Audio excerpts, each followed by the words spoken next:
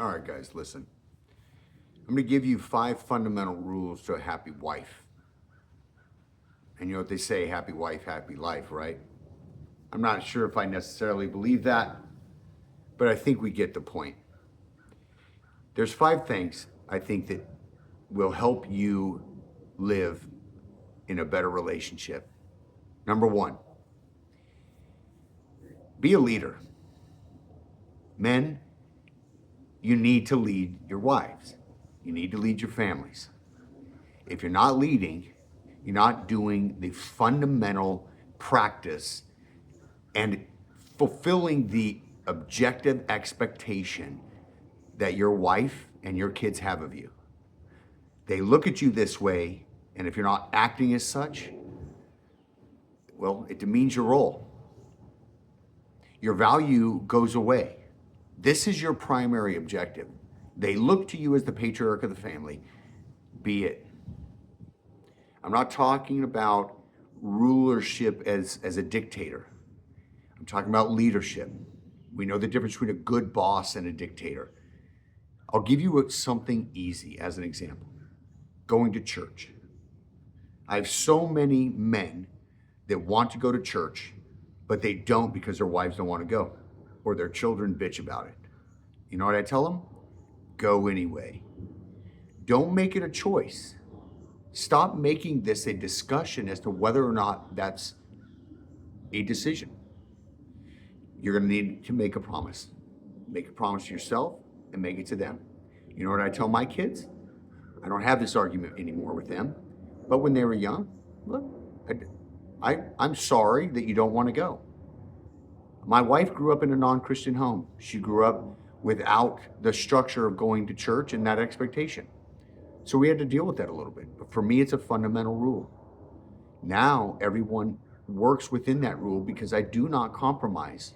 I don't let my children stay the night with friends on Saturday night because I'm not going to run around early on Sunday morning to gather them up. Look, there's the occasional exception. Every once in a while, if there's some kind of event, right? I'm not a dictator. I'm a leader. And those are the types of rules. We can go into many different things, but you have to hold your position. You've got to be a leader. They'll bitch about it, but in the background, they'll feel happy about it. Your wife is looking for you to be such. Number 2, you have to make your wife your priority. You have to make her feel like your care for her is above and beyond all things. It is actually so simple. I'll give you a small example. When my wife and I, occasionally, it actually happens pretty often because of all of the different kids that we have doing different things, but we'll be driving home or we'll be in 2 separate cars. I always drive behind her. Always. No matter what. Why?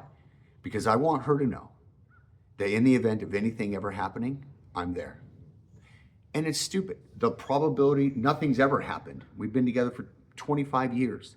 Nothing's ever happened. But that's okay because she knows. And just her knowing that I'm going to be the one that's there to save her in the event that something happens makes her feel secure. Make her your priority. Number 2, guys, you got to learn how to respect her. Give her a voice. Let her speak. When she has things to say, listen to her. You don't have to solve and fix everything that she's coming at you. Look, man, her ability to think is different than yours. Her capabilities, when Eve was made for Adam, God said, I will make you a helper suitable to you. The Hebrew word for helper is Eve. This means not by value or her being a slave, but it's about her capabilities.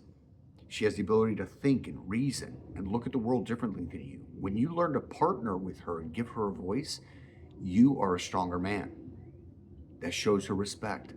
It makes her feel as if she's valuable. Give that to her.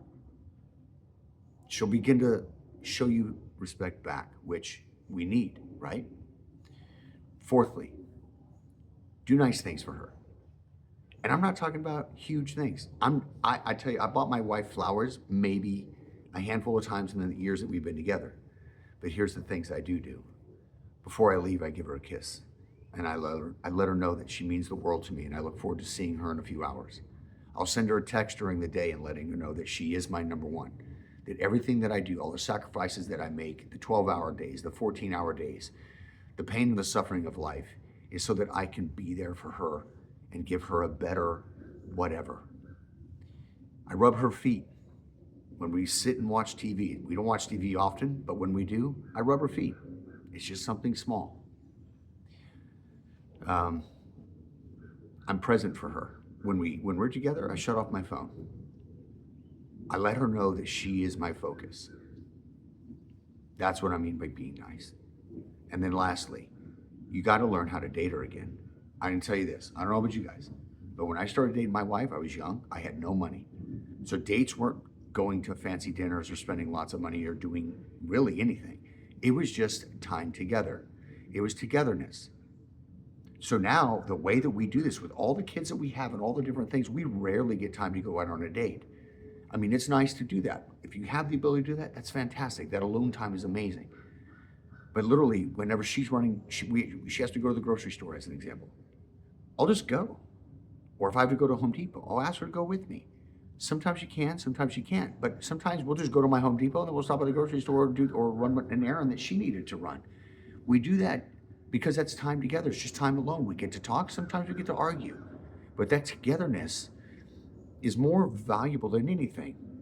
I do recognize this, and I think that's something to think about. I know the time that I have with her, I'll never get back.